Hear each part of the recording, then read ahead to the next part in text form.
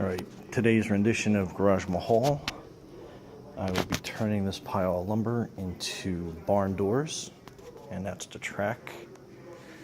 And we're going to put them right there.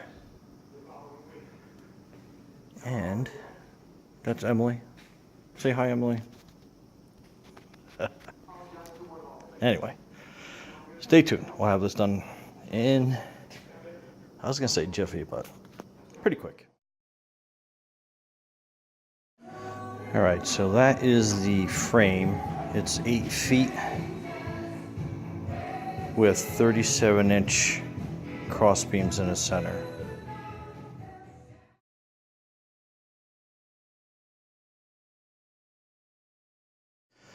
Alright, so this is the frame for the one barn door. A little bit bigger than some of the ideas and plans you see online. This one has 8-foot sides with 37-inch cross beams in the center, which will make the total thing 44 inches across. Anyway, and that's the rest of the lumber. Getting ready to get cut.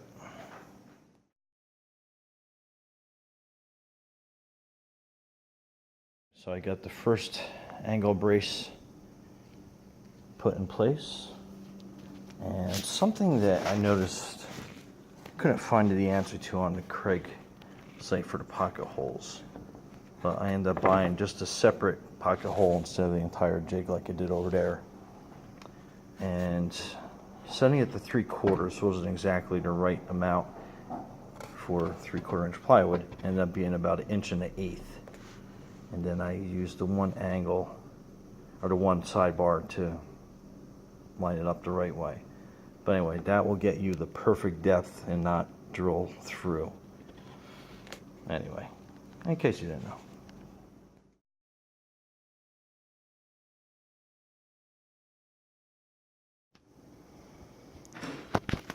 And there is the cross beams put into place, and they're pretty simple to do. I was kind of surprised.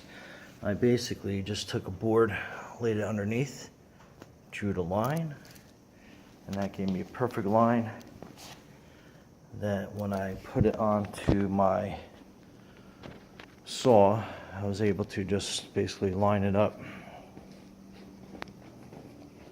And depending on how you do your wood. So it's just kind of around about a 45-degree angle. Not quite, but.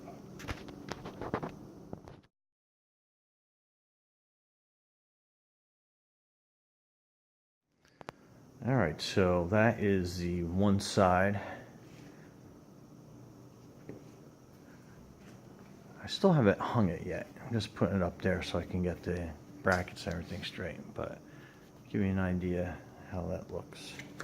I know the ladder's in the way, but still working on it. There you go.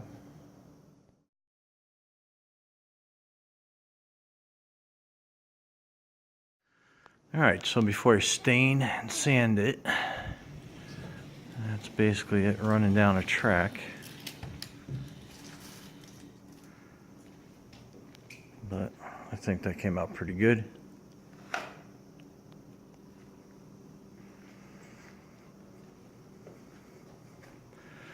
And that's just the one side. I still got to build the left side. And that's the rest of the track on that wall. Well, yeah, pretty good.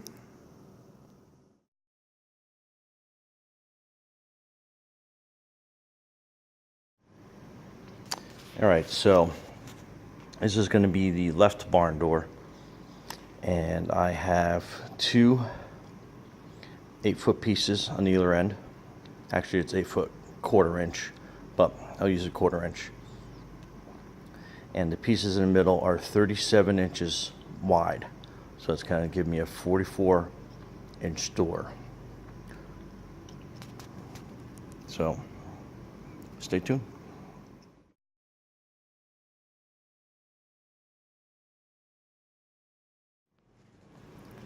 Alright, and I got the Craig pocket jig set up to make a pocket holes. I was set for 3/4 inch thickness. I got the depth gauge right on the drill bit. And then that's going to make the pocket holes on either side of the board. That will put both sides of the barn door together. Alright, so here are the 3 pieces, both 37 inches. And you can see the pocket holes I drilled into it. So now we'll just join it together.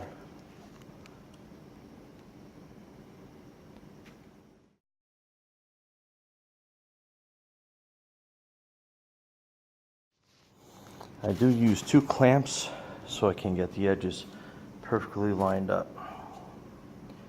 So it's not going to move once I start putting the Craig screws in, but you just want to make sure. Alright, so that is the frame all screwed together, and the middle bar I made 43 1/8. Not quite center, but it was going to match up to the one barn door that I already have finished. So anyway, there you go.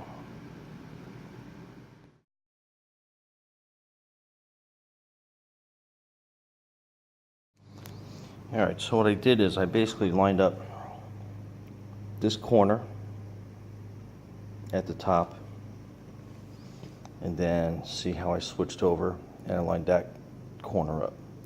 So basically that's going to give you about a 45-degree cut, roughly. But just to make sure we get everything right, I'm just going to mark both sides.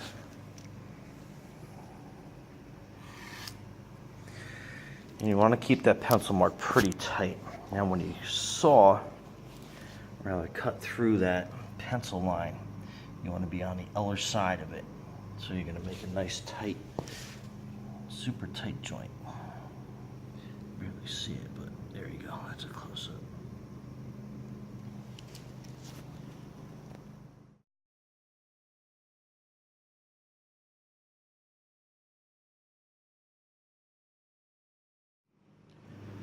Alright, you can see I got a miter saw with a laser. I don't have the laser quite on the mark, obviously. It's probably about a 1/4 inch off.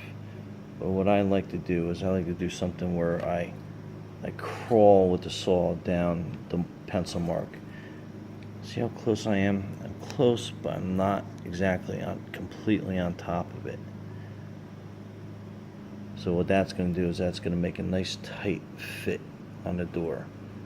So like I said, you want to be about maybe 1/16 to 1/8 away on either side. That way it's going to give you a nice tight joint.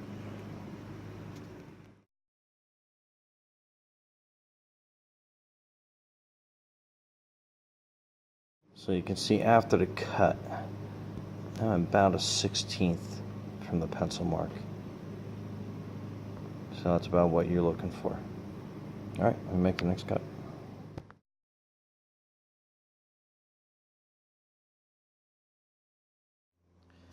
Alright, so you can see how nice and tight that fit is, top to bottom.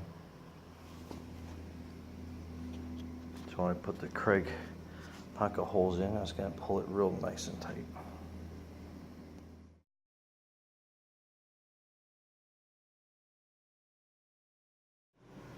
Now on top of my Craig jig, I also bought the pocket tool as well.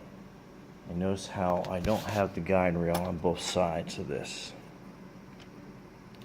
I'm only using the one side, keeping it lined up pretty good.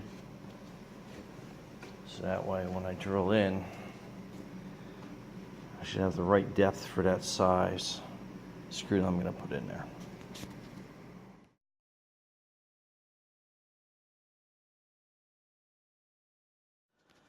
And there you have a nice strong joint at the corners. So there you go.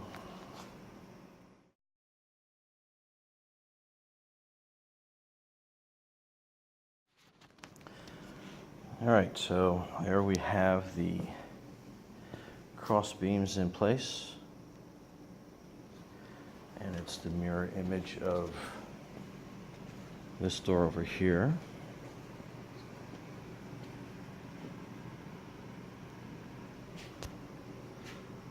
So, next step, putting it back on.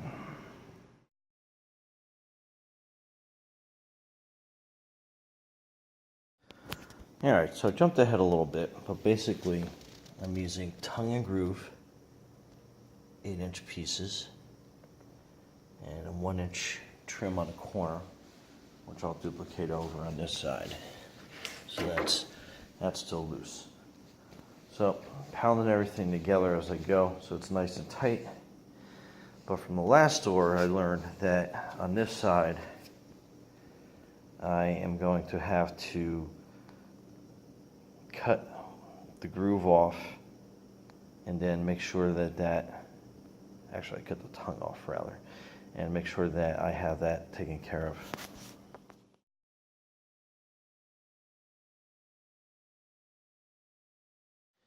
Alright, so I jumped ahead a little bit, but basically I'm using tongue and groove 8-inch pieces by 8 foot by 3/4 inch. And I'm using a 1-inch by 3/4 trim piece on the end, and I'll have that on this end as well. And I'll have to cut the tongue part off the last piece I put on here that I learned from the other door to make it fit in good. But anyway, I'll show you the end product.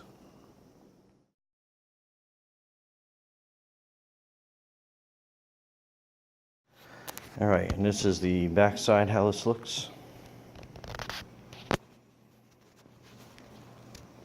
The 1-inch trim on the other side.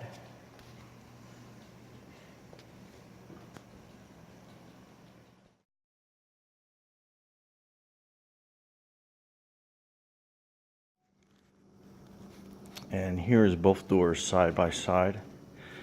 Getting ready for final sanding and a stain. Obviously that's going to be the right, and that one's going to be the left, mirroring one another.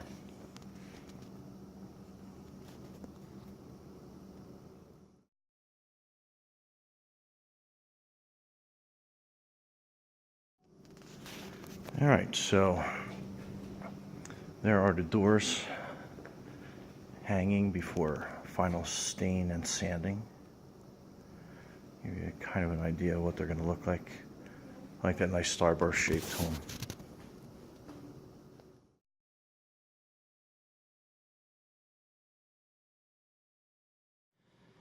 And before I hang them, that's what the back side looks like, all stained up.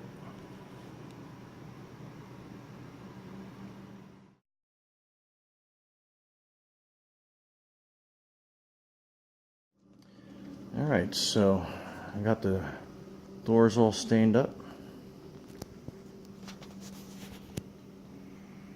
I think they look pretty good. I'll go in from this side.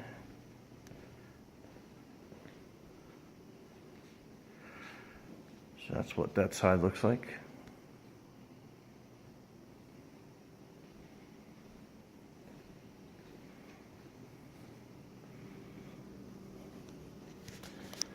And then when they're completely closed,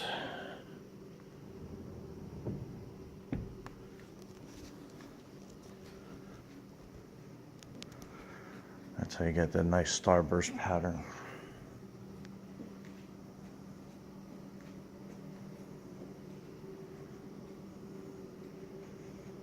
Sounds pretty good. Even clean up a little bit. Oh, that's the second shot for the library ladder with all the shelves. So that came out pretty good too.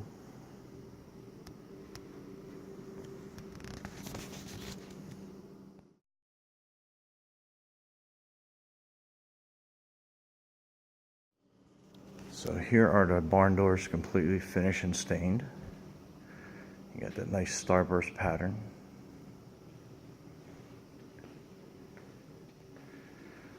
Handles are coming, but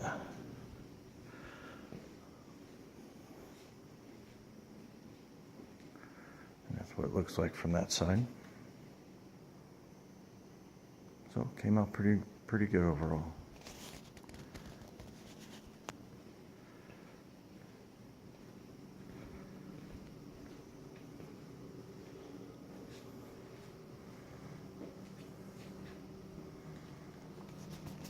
And there you go.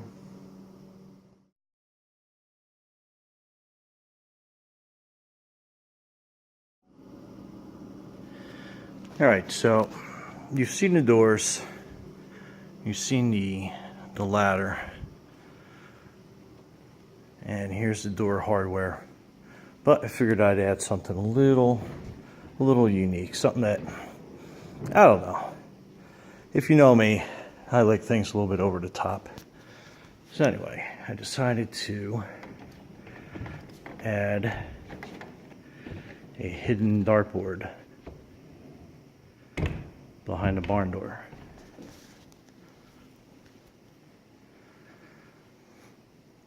So I thought that was a neat little added feature.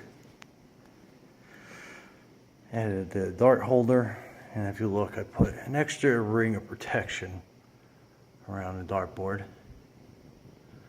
And if you're wondering, no, we did not drink all these. And another little hidden surprise, because I didn't want to ruin my floor by putting any marks down, I decided to put a laser toe line. So you always got a perfect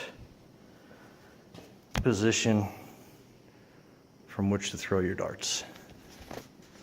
Anyway, again, a little over the top, but if you know me, it probably came as no surprise.